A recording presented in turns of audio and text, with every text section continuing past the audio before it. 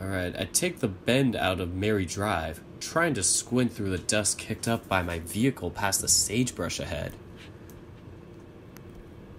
Carl isn't exactly small or stealthy, so if he's around here, I should be able to see him.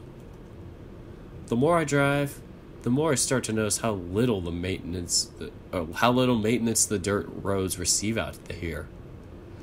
My tires kick up topsoil and gravel, and divots mar the surface and jolt me in my seat. Unlike Flynn's truck or Leo's van, my little clunker isn't meant for these sort of roads. I can practically feel my maintenance bill growing. As I approach the turnoff to Jasmine Street, I pull over onto the side of the road.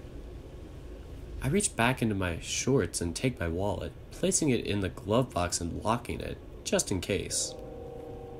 Stepping out of the vehicle, a cool sweat begins to form along my neck, and I have to remind myself that I'm 21. We're all adults. I can drink. I have a car. I live by myself. And Carl is in trouble. As I walk through the clearing of the dry bush, I'm reminded of the last time I was here. I had a fight with my parents. I think it was over my grades or Leo or something. Eventually, I had enough of being yelled at and took off for a generic teen angst walk. My MP3 player was with me at the time, so I had put my earbuds in and had the emo core cranked up. I feel you on this. I had to re-record this because the phone was calling this scene, but I had this whole rant about how in high school I had a similar story to this. Like, basically, like, I took off from my house and just, like, ran off for, like, a good hour or something like that. I probably, like, ran away for, like, a mile or two or something like that. Like, it was basically, like, we had, like, a local park, and my house was on the opposite end of the neighborhood from that, and I was, like, halfway between that when I stopped and was like, this is stupid. I need to get back. But, yeah, that's the end of my rant for that. After take, like, 3 of the stupid phone going off, I literally just yanked out the battery of the home phone because I'm like, screw this, I'm not taking another take. It's the 3rd time I had to do it. Anyway, hours passed, and it wasn't like I was even awake, just meandering through the desert, bleary-eyed and directionless. I must have ended up on Jasmine because the abandoned school was nearby. A big part of the other routes, especially TJ's. I remember stopping to kick a rubber tire or something, and before I could, an arm appeared. It was furless, sort of pinkish, and incredibly long. It was just sort of showed up in the corner of my vision, stretching out in front of me, like it was trying to hug me from behind. The music on my MP3 player had stopped, and there was a complete absence of sound besides ringing in my ears. For some reason, I still don't understand. I didn't move. Maybe I was too scared. I did speak, but all I could say was, hey. And then someone hit me over the back of the head and called me a cocksucker. They tried to take my MP3 player too, but I was clutching it so tightly at that point they couldn't get me to release it. No matter how many times they hit me in the head. Oh. Not good friends over there. Not even friends, but not good people to know. I ended up telling Leo about it later, and he basically forbade me from ever going near Jasmine Street again. He kept asking me who did it. I told him and I didn't know, but Leo thought I was just trying to keep him from harm. He went on a big speech about how where he comes from, if somebody did this crap to a man's significant other, they'd be freaking dead. I was tired and my head hurt, so I asked him how well that philosophy was working out for everyone in his home country. Oh my god. Oh, that's the worst when you're like tired and you accidentally diss somebody hard. That just made him even angrier, and he kept going on about how he's supposed to be the protector of us all. Hell, he even name-drops Sydney to help prove his point. Someone he almost never brings up because it kills the good mood. I come to a stop at the edge of the clearing. The street sign on the corner at the base of the hill confirms my location. Jasmine Street. Also known as Tetanus Alley, if you ask Flynn. No wonder Jenna changed her name. Looks like a garbage hole. I make a point to keep my tail from touching the ground, occasionally checking the path ahead for shattered glass. That'd be the tough thing if you're an anthro animal like this, like walking around with a long tail or something like that. And yeah, you could get cuts and stuff from sharp objects. You could get a splinter, you can get like a shard, you could get rust, so many things. Looking through the shattered windows of an abandoned manufactured home in littered hilltops, not litterless, complete opposite of that. I can't imagine Carl in a place like this. Approaching Jenna's old house, I take a stock of how it's aged. Poorly. It's stucco, unlike most of the other trailers about, but it hasn't been a good coat of paint in at least a decade.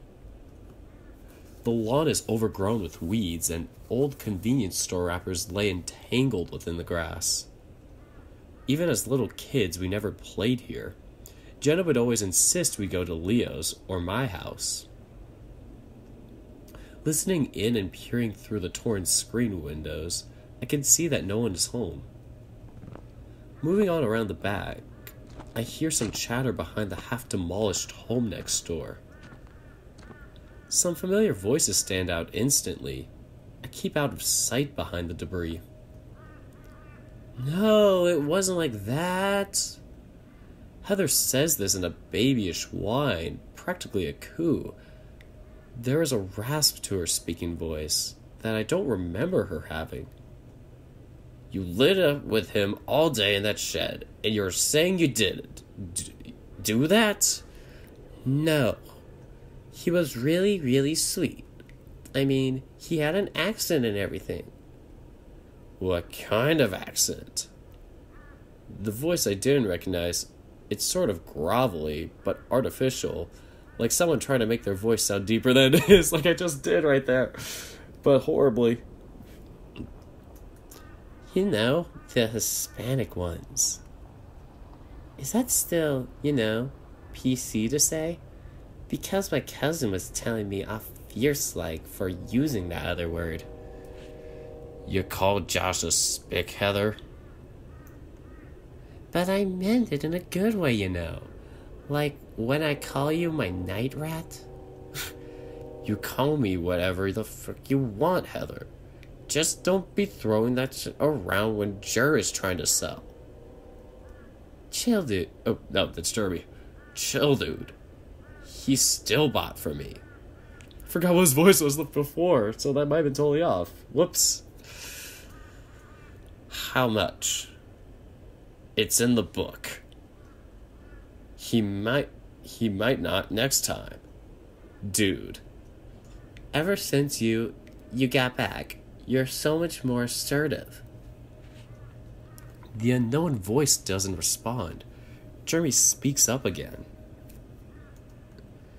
So what happened with Juan? Oh, yeah. So what happened with Juan?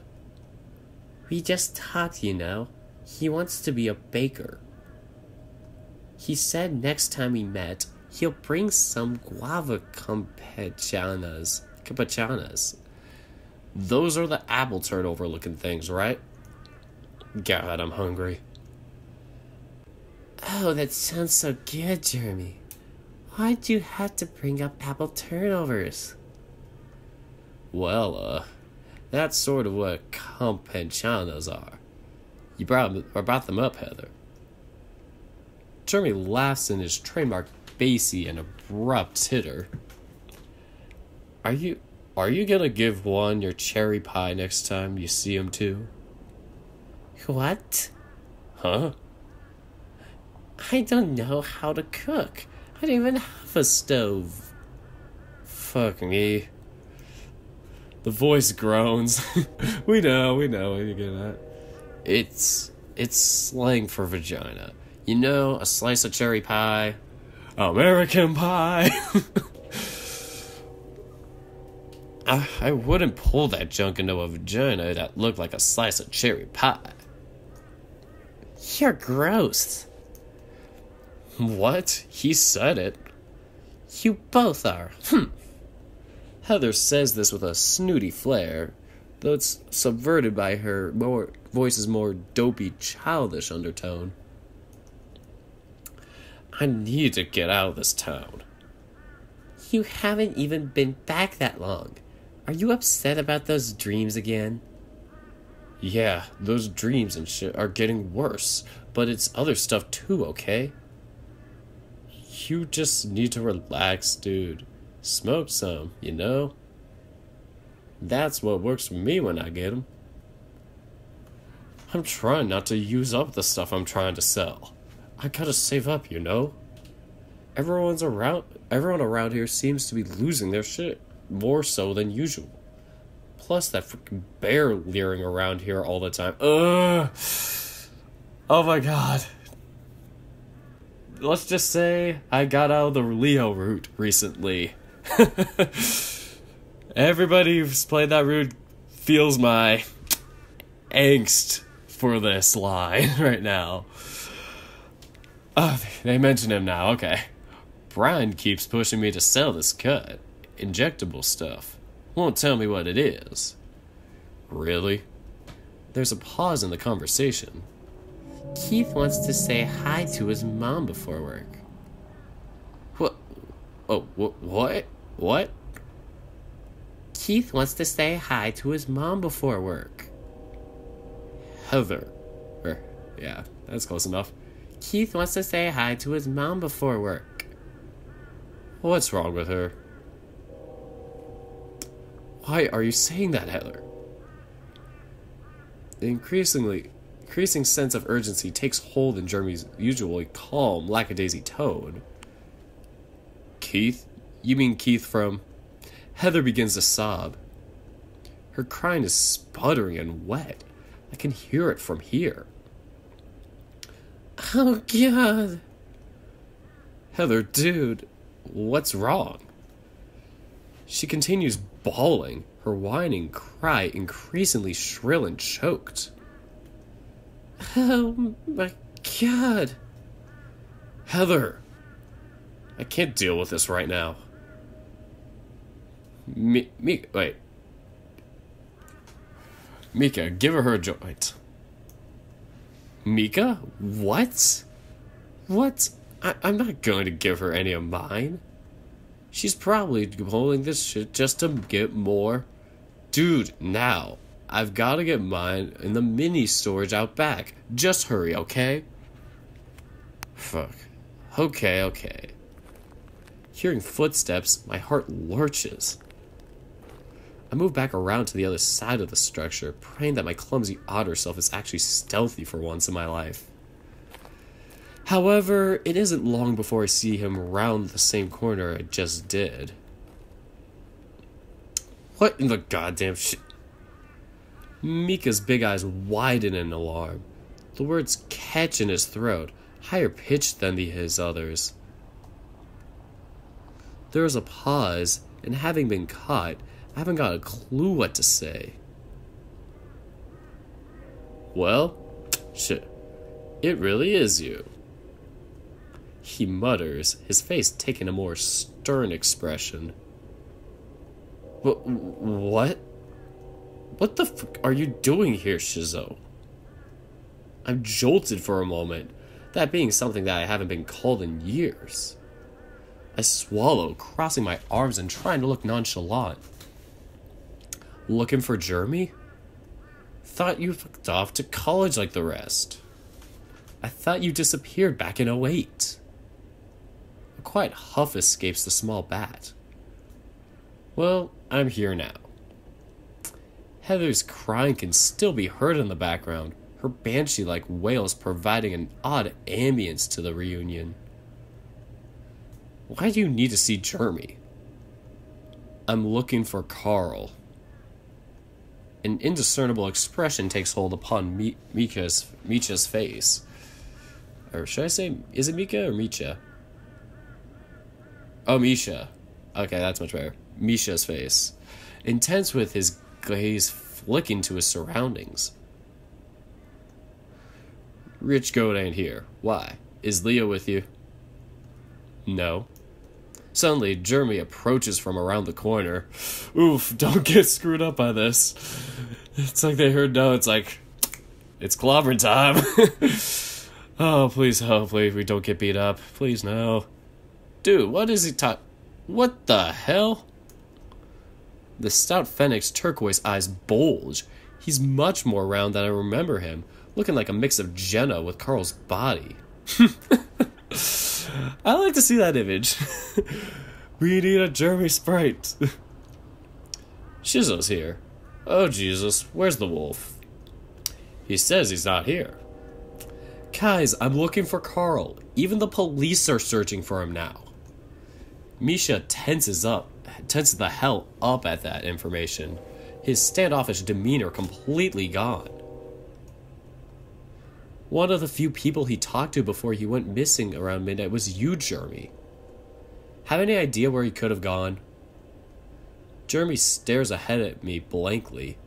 There's a certain warmth that Jenna possesses to her gaze that her brother completely lacks in.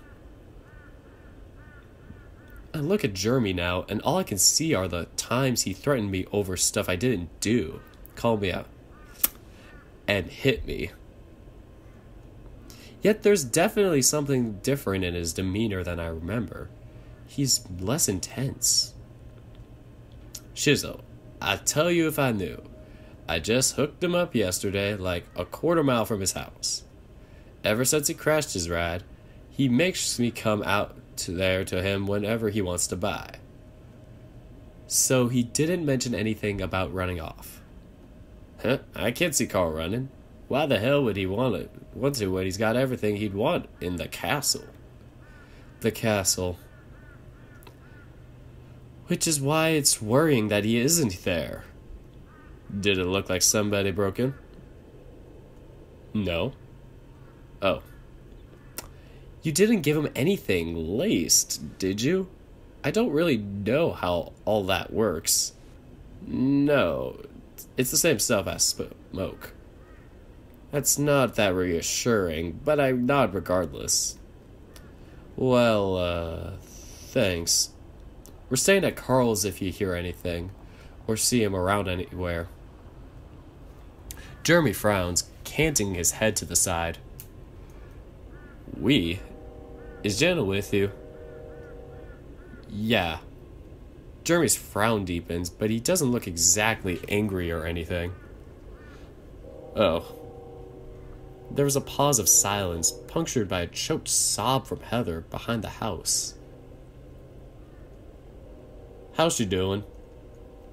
The usual. Better than everyone else. Jeremy's frown shifts to a lopsided smile, the fox even grinning for a second. One of his front teeth is chipped in half. Sounds about right. Misha looks over his shoulder. Gonna get that joint now? Or gonna get that joint now. Should have pronounced it differently. Anyway, he sidesteps, grunting as he pauses. Nice soul patch, Fat. Snapback or say something.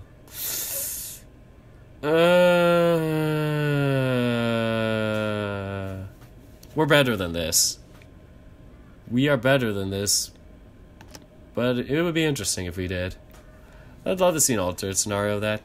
I'll probably go back and do that later. But anyway, Misha moves on towards the mini storage without incident, though I feel a boiling inside my cheeks. My fists begin to clench. We're adults. Why the hell do they still treat me like this? This must be how TJ feels. Jeremy watches Misha for a moment before scratching his gut. His eyes are upon me now. You should go now? Oh, yeah. I'll let Jenna know that everything is, all good here. Jeremy just stares at me, then walks back to Heather.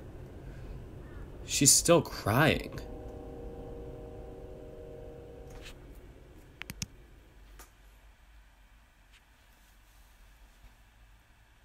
Interesting, no art for Thursday. Oh goodness. Hey. Who the fuck is this? So you're leaving? Run into some other wolf? It's a joke. Calm down. We were just trying to have some fun. I was starting to realize that this probably wasn't the best time, but... So you're playing this stupid game of keeping me guessing whether or not you're going to ditch me by next year, and then you pull this. Outside. The hell is wrong with you?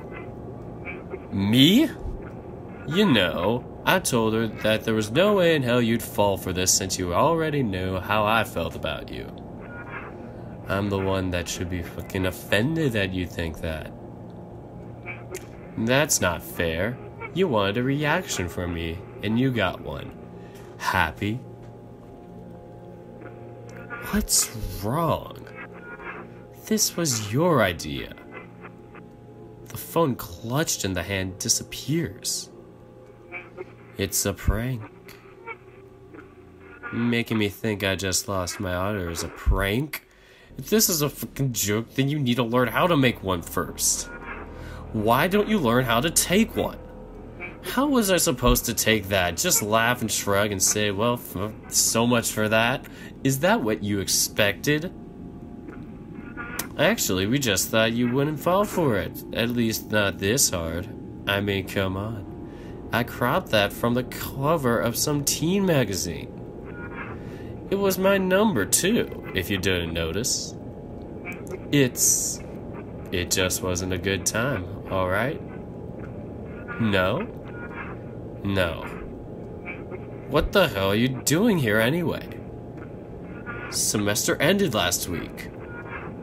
So you're staying at home for the summer? Of course not. I'm staying with Emily. You need to calm down, Leo. How can we ever have fun if you're exploding all the time? Telling me to calm down is the worst thing you can do right now. I'm tired, I'm hot, and I just wanted to have lunch with him. You're overreacting. Ooh.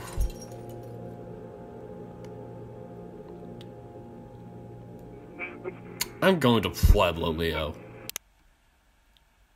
Whoa.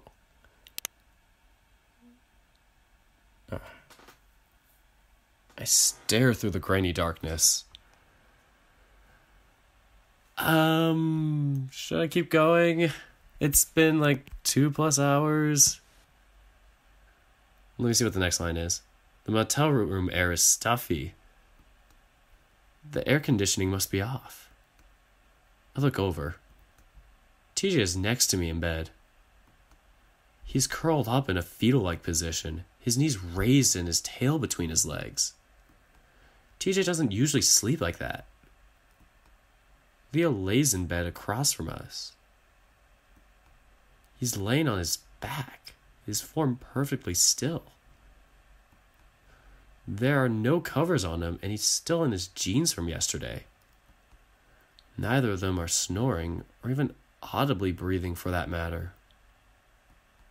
It takes me a moment, but I can't actually tell if Leo's eyes are closed or not. I picture it in my mind, him slowly turning his head, looking right at me with no expression. He has no eyes. They're just shadows. I blink, trying to shift my legs beneath the sheets. Fortunately, I can. I'm not dreaming anymore. Leo isn't actually looking at me. Why did I even think that? And why does it make me so unnerved? In that dream. Jesus. I slide my feet from under the covers and sit upright on the edge of the bed. Maybe a splash of water will make me feel better, though I could really use a dip in an actual pool. At Pueblo, there's so many of them around, I take it for granted. The realization dawns on me that once I graduate, the chances of me being able to afford a place with one nearby are almost none. I wring my tail some in my paws. My fur is oily and damp. Ugh. I'll definitely need to take a shower in the morning.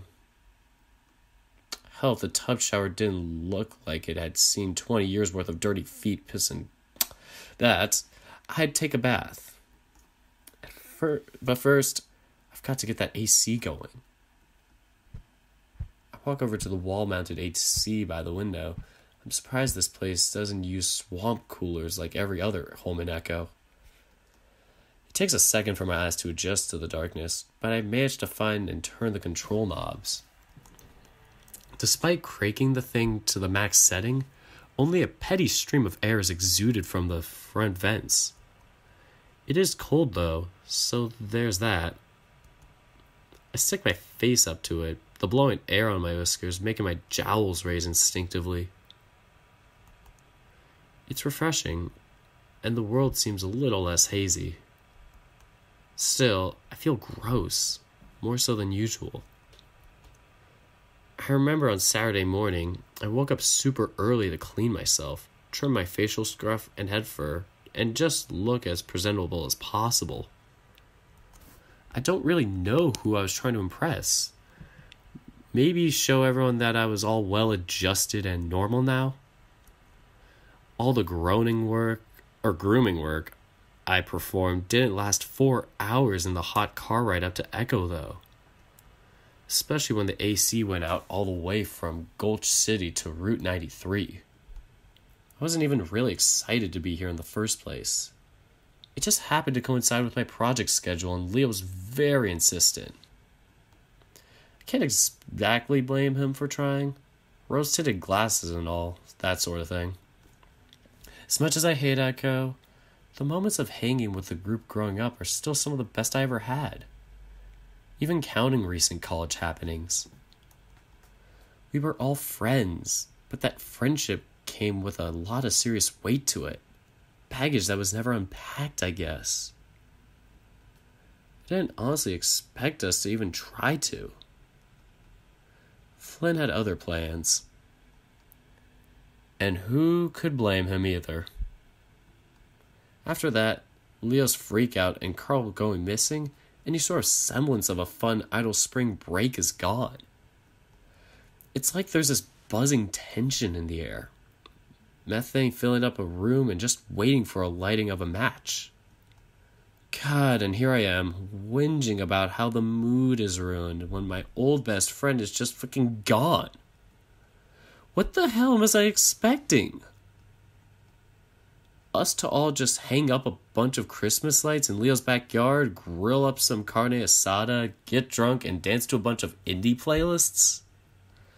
And of course, I fantasized about some sort of brief reunion with Leo. I mean, that's natural, right? What I didn't expect was this whole thing with Jenna.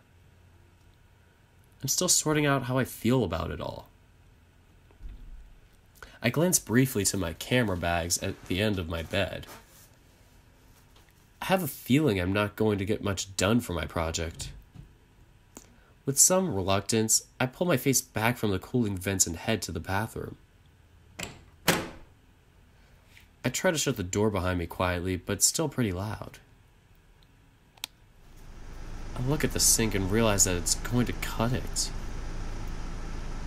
I tug off my shirt and underwear, then place them on the edge of the counter. At home, I just throw them on the floor, but I don't really trust how clean the linoleum is here. I step into the shower.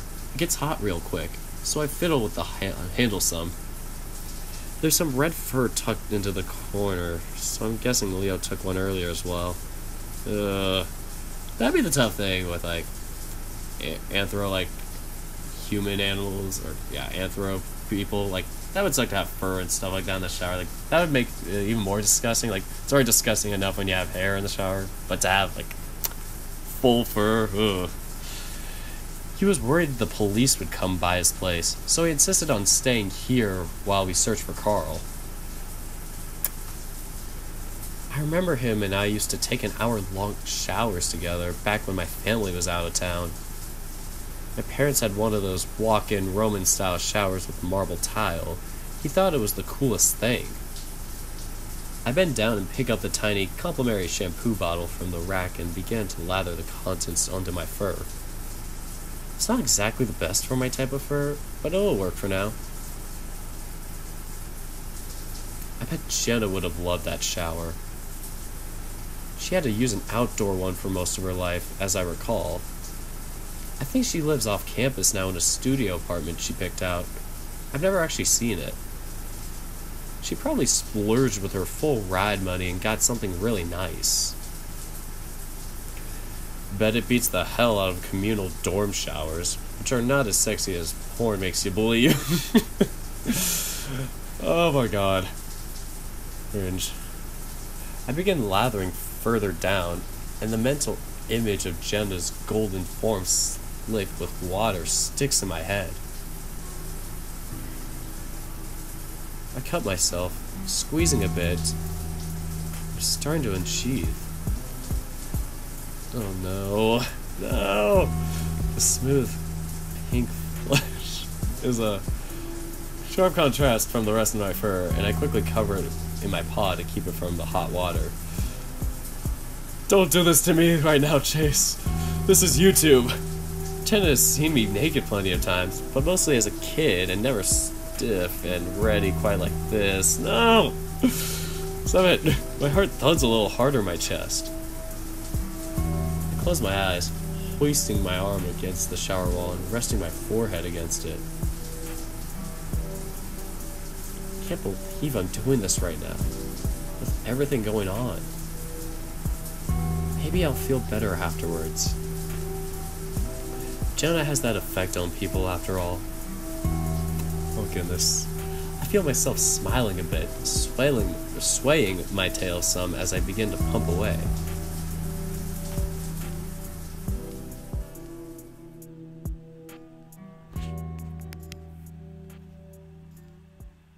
I step out of the bathroom in my towel. I wasn't expecting to take a shower when I first went to the bathroom, so I didn't bring a change of clothes in with me. Creeping over on the pads of my feet, I disrobe and quickly begin to put on a fresh t-shirt and shorts from my bag. Oh god. Hey guys.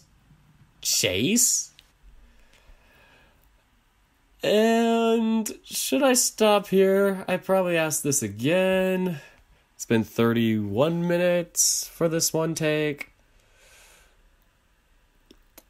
We're gonna stop here after being caught by Leo and TJ. I was about to say Leo and Chase. But yeah, I've been doing this for like 2+ hours, maybe 3, and I've been just dragging this on a lot longer than I should have. I'm definitely going to cut this up into multiple parts and just release them one at a time. Maybe release them more throughout the week so you guys don't get them all at once. I don't want to splurge you guys like that. Like, I feel bad if I give you like 5 videos and you only watch like 1. So yeah, that's going to conclude for my recording of Echo this weekend. It was a lot of fun. Like, I got really into it when we went looking for Carl and Jasmine Street. Yeah, so thanks again, guys, for watching this. And until next time, take care, guys.